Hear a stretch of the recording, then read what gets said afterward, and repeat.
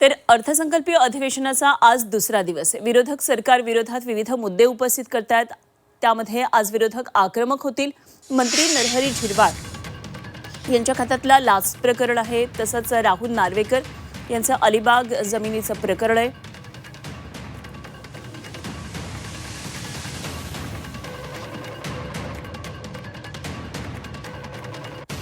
त्याचबरोबर शक्तीपीठ महामार्गाचा मोठं प्रकरण आहे। या विरोधात विरोधक आक्रमक होऊ शकतात।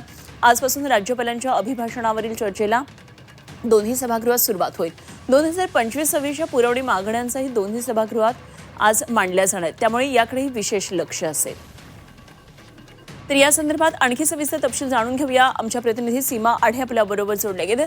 सीमा, अर्थसंकल्पीय अधिवेशनाला सुरुवात झाली। आज दुसरा दिवस आहे। काल तर संपूर्ण दिवस हा शोकप्रस्ताव आणि या संदर्भात केला। आज आता काय काय नेमक्या हालचाली आहेत, कुठले महत्त्वाचे मुद्दे विरोधक आजपासून घेऊ शकतात? नक्कीच अनुपमा, अर्थसंकल्पीय अधिवेशनाचा आजचा दुसरा दिवस आहे। त्यामुळे सरकारला कोणकोणत्या मुद्द्यावरून महाविकास आघाडीचे नेते हे धाऱ्यावरती धरतात हे पाहणं महत्त्वाचं ठरणार आहे।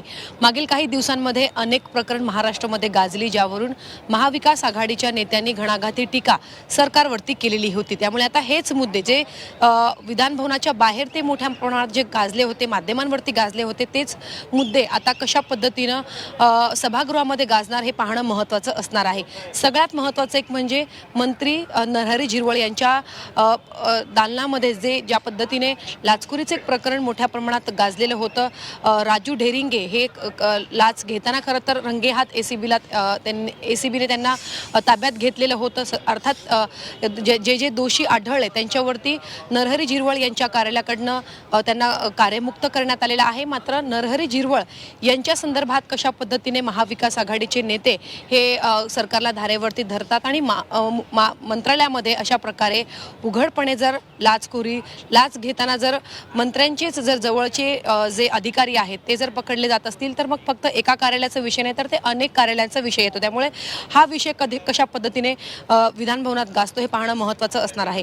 आपल्याला माहिती आहे की अधिवेशनामध्ये पायऱ्यांवरती वेगवेगळे मुद्दे घेऊन, म्हणजेच शेतकऱ्यांचा मुद्दा असेल किंवा मग जे मंत्र्यांचे भ्रष्टाचाराचे मुद्दे असतील, त्या मुद्द्यांना घेऊन विरोधक पायऱ्यांवरती आक्रमक होतात, आंदोलन करतात।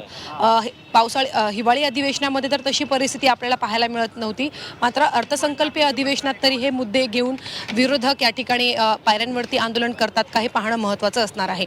मागील अनेक दिवसांपासून अजित पवार यांच्या अपघाती निधनाचा सुद्धा एक महत्त्वाचा मुद्दा सध्या महाराष्ट्रामध्ये या संदर्भात अनेक प्रश्न विचारले जातात। त्यामुळे रोहित पवार आणि राष्ट्रवादीचे इतर नेते, मग अमोल मिटकरी असतील, हे कशा पद्धतीनं सभागृहामध्ये हे मुद्दे मांडतात हे पाहणं महत्त्वाचं असणार आहे। आणि सगळ्यात महत्त्वाचं म्हणजे महाविकास आघाडीचा सगळ्यात महत्त्वाचा मुद्दा म्हणजे की महाराष्ट्राला विधानसभेला विरोधी पक्षनेता मिळणार का, विरोधी पक्षनेते पदासाठी कशा पद्धतीने आता ते सीमा, खरं तर खूप महत्त्वाचे मुद्दे खरं तर या अधिवेशनामध्ये चर्चिले जाण्याची शक्यता आहे। त्या दृष्टीनं विरोधकांची तयारी कितपत आहे हे सगळं आजपासून आता दिसून येणार आहे।